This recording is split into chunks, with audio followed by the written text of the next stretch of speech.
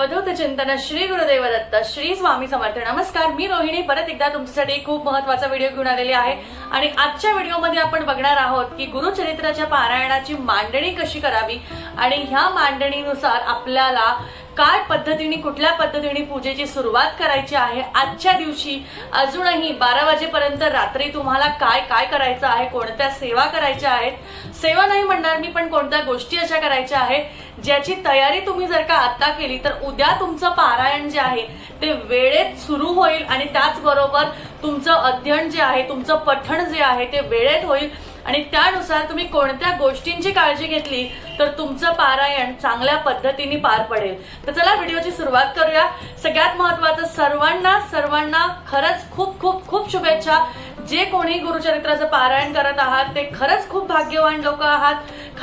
कारण असं म्हटलं जातं की ज्यांच्या हस्ते किंवा ज्यांच्या हाताने हे गुरुचरित्राचं पारायण घडतं ते खरंच खूप भाग्यवान लोक असतात आणि असं म्हटलं जातं की आयुष्यात काही केलं नाही केलं पण नक्कीच गुरुचरित्राचं पारायण केलं तर तुमचं भाग्य नक्कीच चमकतं। बघा, गुरुचरित्राचं पारायण केल्याने एका रात्रीत तुम्ही कोट्याधीश तर होणार नाही पण तुमच्या जीवनात अगदी तुम्हाला सांगते पाकळीसारखी एक अगदी आपण म्हणतो ना एक मार्ग मिळतो किंवा आपल्याला एक अशी छोटीशी गोष्ट जी अगदी होत नाहीये किंवा ज्याच्यातनं आपल्याला काही मार्ग सापडत नाहीये तर त्यातनं आपल्याला मार्ग मिळायला लागतात, त्यातनं आपली पॉझिटिव्हिटी वाढते, आपलं कॉन्सन्ट्रेशन पॉवर वाढतं। फक्त पारायण केलं म्हणजे तुम्ही आनंदी व्हाल असं नाहीये।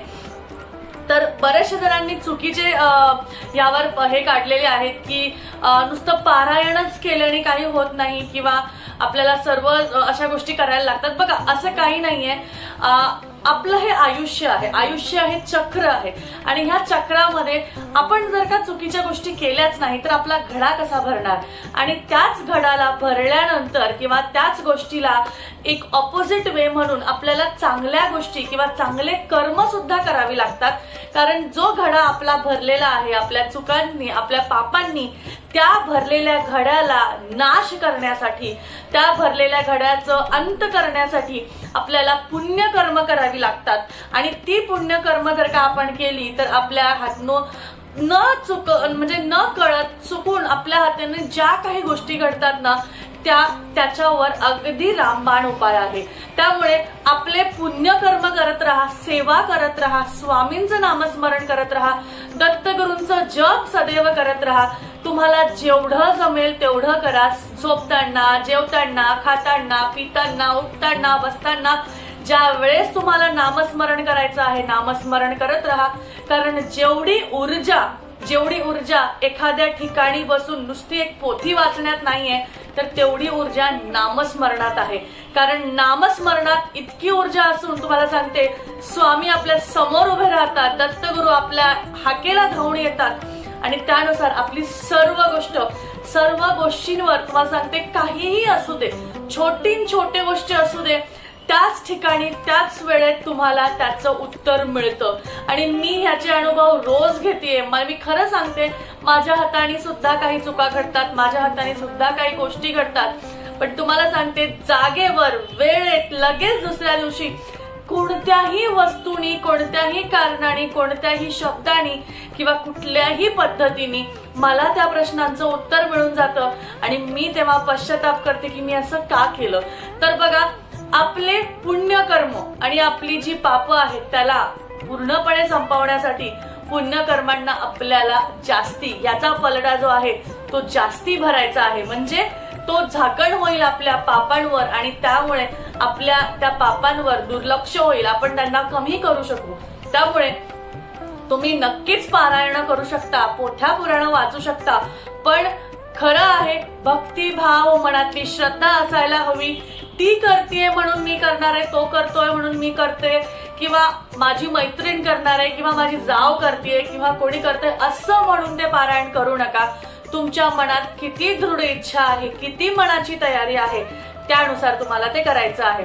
तर आता पारायण करावे की नाही आणि पारायण का करावे याबद्दलची माहिती मी थोडक्यात तुम्हाला सांगितली पण माझी थोडक्यातली माहिती ही भरपूर मोठी होते हे मला दरवेळेस माहिती आहे। तर चला पटकनी मी तुम्हाला सांगते तुम्हाला आज काय करायचंय।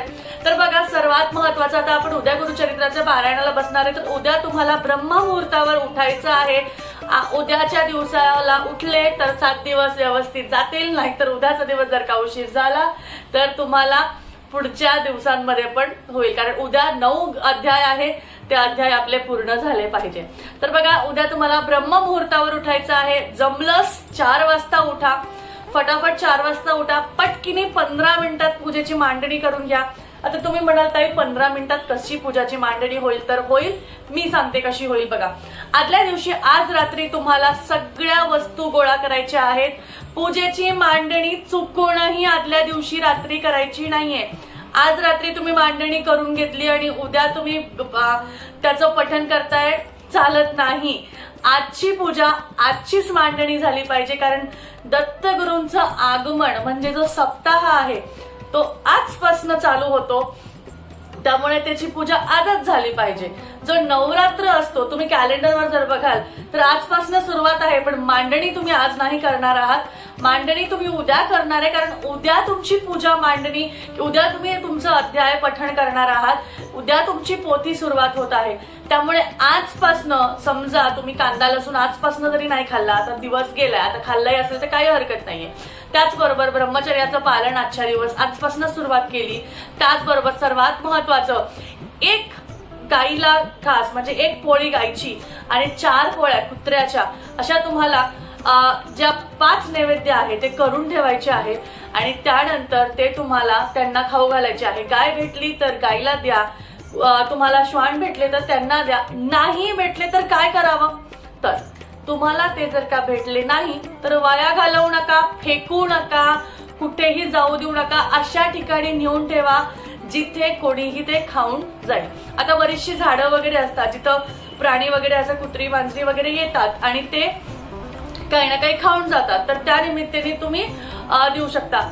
अजून एक गोष्ट, तुमच्या आजूबाजूला, तुमच्या आजूबाजूच्या घरांमध्ये कोणाकडे जर का त्यांनी जर का पाळलेलं असेल तर तुम्ही त्यांना विनंती करू शकता की अशी अशी माझी इच्छा आहे, असं असं माझं हे आहे, तर मला हे करायचं, ह्याच्यातनं माझा कुठल्याही प्रकारचा वाईट हेतू नाहीये, अशा पद्धतीने तुम्ही देऊ शकता. विचारून करा बाबा, त्याशिवाय करू नका, असंही करू शकता. तर ह्या गोष्टी झाल्या. त्याचनंतर पूजा मांडणीत तुम्हाला लागणार आहे 2 कळस. 2 नाही भेटले तर 1 कळस, तर 1 कळसाची मांडणी तर करायचीच आहे. स्वामींचा फोटो नाही तर दत्तगुरूंचा फोटो तुम्हाला लागणार आहे. त्याचबरोबर तांदूळ वगैरे व्यवस्थित, चौरंग, तांदूळ, आसन, वस्त्र, दिवे घासून ठेवा, आजच सगळं घासून ठेवा. उदबत्ती स्टँड लागणार आहे तुम्हाला, पंचारतीसाठी लागणार आहे, निरंजन लागणार आहे, सुपारी लागणार आहे, हळकुंड, खोबरं, त्याचबरोबर बदाम, सुपारी, ह्या सगळ्या गोष्टी जी लागणार आहे, नाणं लागणार आहे, सगळं एका ताटात गोळा करा.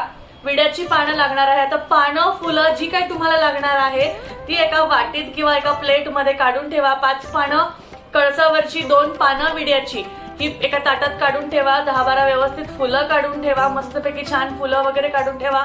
हार असेल तर हार काढून ठेवा, ते एका पिशवीत किंवा एका ताटात फ्रीजमध्ये ठेवून द्या. आता सकाळी फक्त तुम्हाला ते ताट काढायचंय, पूजा मांडणी झाली की पटापट तुम्हाला फुलं व्हायचे आणि सगळं करायचंय. त्यानंतर तेल, तूप जे तुम्ही 7 दिवस वापरणार आहात ते सुद्धा तुम्हाला एका लोटीत, एका भांड्यात काढून घ्यायचं आहे, जे 7 दिवस तिथेच राहणार आहे. दरवेळेस किचनमध्ये जाऊन तेल भरून आणायचं, किचनमध्ये जाऊन तूप भरून आणायचं असं आपल्याला करायचं नाहीये. जर का आपण एकत्र कुटुंबात राहत असेल तर तिथे समजा तुमच्या घरात पाळत नसतील किंवा लोक बाहेर नाही येणार किंवा कुठूनही, मग त्याला शिवता सावध होते किंवा थोडं जेवढं पवित्रता करता येईल तेवढं तुम्ही करू शकता. त्या निमित्ताने 1 डबाभर तेल आणि 1 डबाभर किंवा एखाद्या भांड्यात किंवा जसं तुम्हाला जमेल त्यानुसार तेल, तूप तुम्ही तिथे ठेवून द्या, म्हणजे तुम्ही 7 दिवस तेच वापरणार आहात. अखंड दिवा लावायचा आहे. मोठा दिवा असेल तर अखंड दिवा मोठा लावा, 7 दिवस आपल्याला तोच लावायचा आहे. जर मोठा दिवा नसेल तर समई 7 दिवस तशीच लावा. समई सुद्धा तुम्ही तिथे लावू शकता. रोजची वेगळी वेगळी फळांचं नैवेद्य तुम्ही दाखवू शकता. रोजचं काय काय तुम्हाला खायचं आहे आणि जे तुम्ही खाणार आहात त्याचाच नैवेद्य दाखवायचा आहे. आता तुम्ही दुपारी तुमच्यासाठी एखादी भाजी बनवली आणि तुम्ही म्हणणार रात्री तर मी काही बनवणार नाहीये, तर रात्री फक्त दूध साखरेचं नैवेद्य दाखवा किंवा एखाद्या फळाचं नैवेद्य दाखवा किंवा गेलेच बाहेर तर एखादा मिठाई किंवा कोणाला काहीतरी आणायला लावा. शक्यतो पिवळी मिठाई दाखवली तर अजून अतिउत्तम. तर अशा पद्धतीने तुम्हाला उद्याची तयारी करून घ्यायची आहे. आज रात्रीच तुम्हाला कोणते वस्त्र तुम्ही घालणार आहात उद्या हे काढून ठेवा. त्याचबरोबर जी घोंगडीवर तुम्ही झोपणार आहात, जी चटईवर तुम्ही झोपणार आहात, ती जागा व्यवस्थित तुम्ही बघून घ्या की तुम्ही कुठं काय करणार आहात काय नाही, आणि त्यानुसार त्या पण गोष्टी काढून ठेवा. सकाळी मग साडी कोणती घालू, मग ब्लाऊज कुठे, मग हे कुठे, मग ते कुठे, ह्यामध्ये वेळ न जावं म्हणून आज रात्री ह्याची तयारी केली तर तुम्हाला उद्या तुमची प्रॉब्लेम जी आहे ते सॉल्व्ह होऊन जाईल. चौरंग वगैरे आणून ठेवा, त्यावर सगळं सामान ठेवा. फक्त सकाळी उठलं, अंघोळ केली की लगेच आपल्याला मांडणी करायची आहे. अशा पद्धतीने तुमची 15 मिनिटात मांडणी होऊन जाईल.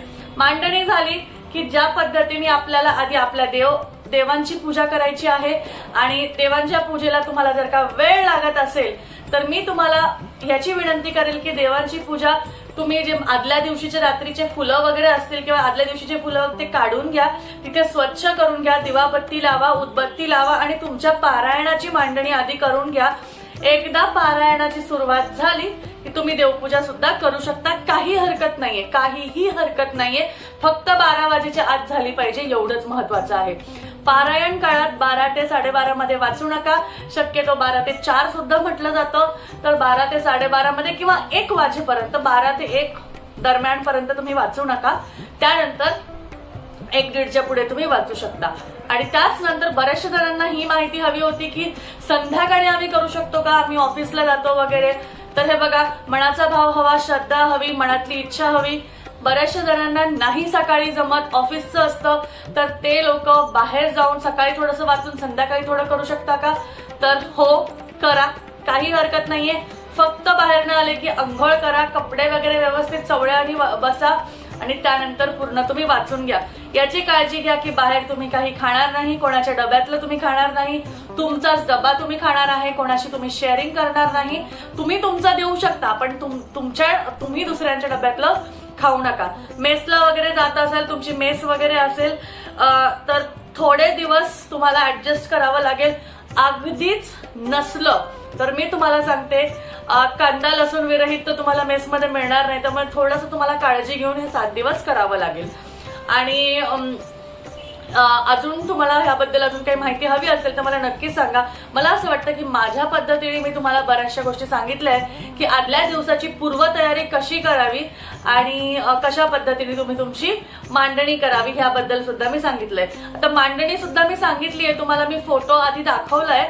जर तुम्हाला नसेल लक्षात तर मी फोटो आहे तो स्टार्टिंग मध्ये मांडणी करताना आय थिंक बोलताना नसेल बोलले तर मी आता तुम्हाला पटकीने सांगून देते की तुम्हाला काही नाही, एका कोपऱ्यात तुम्हाला एका इथे फोटो ठेवायचा आहे, एका बाजूला उजव्या बाजूला तुम्हाला कळस मांडायचा आहे, पुढे विडा ठेवायचा आहे. विडा तुम्हाला कसा ठेवतात हे माहितीये, आपलं सुपारी खोबरं वगैरे सगळं. आणि त्यानंतर तुम्हाला खडी साखरेचा नैवेद्य दाखवायचा आहे आणि खडी साखरेचा नैवेद्य दाखवल्यावर एक फळ ठेवायचं आहे, निरांजन ठेवायची आहे, धूप दीप ठेवायचा आहे आणि त्यानुसार तुम्हाला दरवेळेस तुम्ही फळ वगैरे बदलू शकता. एवढंच करायचंय. आणि एक ग्रंथासाठी असं लागणारं एक व्यासपीठ असू द्या, नाहीतर तुम्ही एक पाट ठेवू शकता, त्या पाटावर तुम्ही तुमचा ग्रंथ ठेवू शकता. साधी सोपी मांडणी आहे, काही वेगळे नाहीये.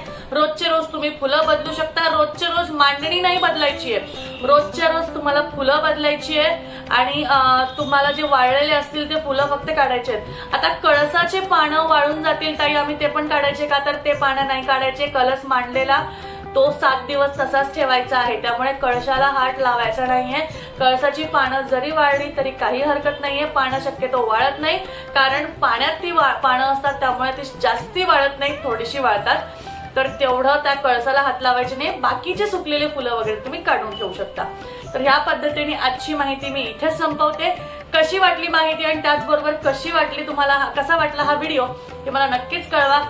त्याचबरोबर खाली मी आजकाल हे जे तुम्हाला खाली लिहून पाठवतेय की श्री स्वामी समर्थ अथवा श्री गुरुदेव दत्त, कमेंट बॉक्समध्ये लिहायला विसरू नका. हे महत्वाचं आहे, हे लक्षात ठेवा, कारण जेवढं तुम्ही खाली कमेंट कराल तेवढं तुमचं नामस्मरण किंवा नामजप होणार. त्यामुळे ही गोष्ट लक्षात ठेवा. परत भेटूया अजून एका छानच्या व्हिडिओ बरोबर, अजून एका छानच्या माहिती बरोबर. तोपर्यंत काळजी घ्या, असेच आपले व्हिडिओ बघत राहा. अवधूत चिंतन श्री गुरुदेव दत्त, श्री स्वामी समर्थ. जय जय स्वामी समर्थ.